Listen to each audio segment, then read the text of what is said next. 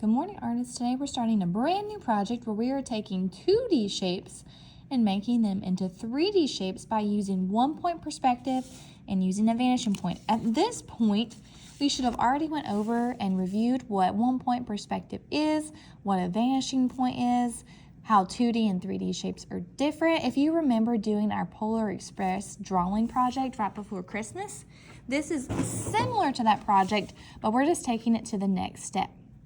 What you're going to do is you're going to have 6 different colors of paper at your seat. You're going to be drawing different shapes on each of these 6 different colors. To start with, you're going to pick which shape you want to do. Shapes could be a square, triangle, circle, hexagon, heart, anything like that. But I will say, when you are getting started with this, it is easier to start with a simpler shape, such as a square or a triangle or a rectangle, and then working your way up to more advanced, like a star or heart or something like that. So what I'm going to do, on one end of my colored strip, I'm going to draw whatever shape that you want to make 3D. So my 2D shape I'm going to draw is going to be just a square. Notice that I'm drawing pretty big, but I'm not taking up the whole edge of it. On the other end, you're going to have your vanishing point. Now, this is where you're going to really have to look.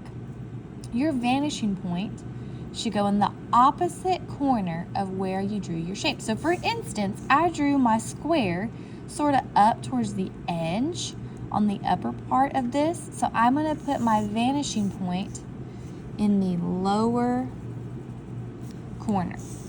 This way, they are kind of opposite. My square is up in the top of this corner and my vanishing point is at the bottom. Now, to make this square into a cube, to make it 3D, we are going to be using a ruler, and you are going to be drawing a line from the edge of this shape to the vanishing point. Now, an edge is where 2 lines meet. So right here is an edge of my square. Right here is an edge of my square, here and here. There are 4 edges where 2 lines come together and meet. What I'm going to do, I'm going to take my ruler and I'm going to line it up right on the edge. This is pretty similar to when we did your Polar Express. I'm then going to line my ruler up right where it's hitting on my vanishing point. Do you see how my ruler is lined up on the edge and the vanishing point? I had to rotate my ruler just a little bit to get it lined up. After I'm lined up, I'm going to press down on my ruler and draw that line all the way to my vanishing point. If your line does not touch the edge of your shape and it doesn't touch your vanishing point, you need to erase it and try again. Another edge right here is at the bottom, so I'm going to do the same thing. I'm going to line up my ruler on the edge and on my vanishing point, holding my ruler down, draw my line. I'm going to do the same thing with this edge. However, this line's going to be pretty skinny because it's closer to my vanishing point, so I'm being sure my ruler's on the edge. It's pointing towards my vanishing point. And this part is a little bit skinny, but it's going to give it a 3D effect. Now, if you notice, I am not drawing this line. If I was to draw this line, just to show you, if I was to draw this corner over here, do you see how this line goes through my original shape? If you have a corner that goes through your shape, you should not draw that line because that line would actually be going behind it and we wouldn't see it. So I'm going to erase that line just to show you the difference. So if you draw a line to your vanishing point that goes through the original shape that you drew, you actually need to erase that one and not draw it because we don't want lines that you would just be behind your cube.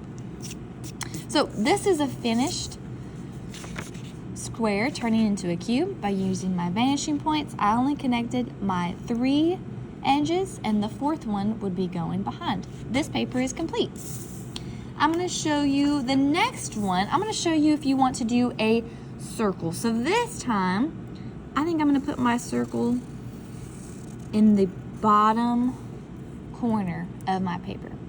If I put it in the bottom corner, we know your vanishing point should go on the other end in the other corner. Notice how the circle's in the bottom and my vanishing point is at the top. Now, if you are going to do a circle, you can make a circle look like a sphere, but circles don't have edges. Lines don't connect. It's just all the way around. So what I'm going to do, if you remember doing our Polar Express, the train engine, this is very similar to that. So at the top of my circle, I'm going to line it up with my vanishing point, press down on my ruler, and draw my line up. Notice how I'm starting my line up here at the top of my circle, and I'm going to do the same thing at the bottom. I'm going to line it up with the bottom on my vanishing point, press down on my ruler, and draw it up. If you wanted to do a circle, this would be how you do it. You would just draw 2 lines at the topmost part of it and the bottommost part to your vanishing point. I'm going to show you one more. If you want to do, let's say you want to do a triangle. I'm going to do another one in the bottom. And then I'm going to have my vanishing point in the opposite corner. For this one, I'm going to have 3 edges where 2 lines connect. I have 3 edges. I'm going to start at my top edge, line it up on the edge and on my vanishing point so that you can see it. I'm going to press down on my ruler and connect it. Okay, same thing with the bottom one. I'm going to start at the edge, point it up to my vanishing point so that they meet, press down on my ruler, and connect. Now, if I was to do this last one, would it make sense for me to draw that one? If you were thinking no, you're correct. But why I shouldn't draw that one is because if I did, it would go through my original shape. And since these shapes are not see-through, that line does exist, but we just can't see it because this is an object that is not see-through. All right, friends, you're going to keep going with this. Really pay attention to where you're drawing your shape big in one corner, putting your vanishing point in the opposite corner. Look at what edges where lines connect that you would see. If it goes through your original shape, we don't need to draw that one, and we just need to leave it out.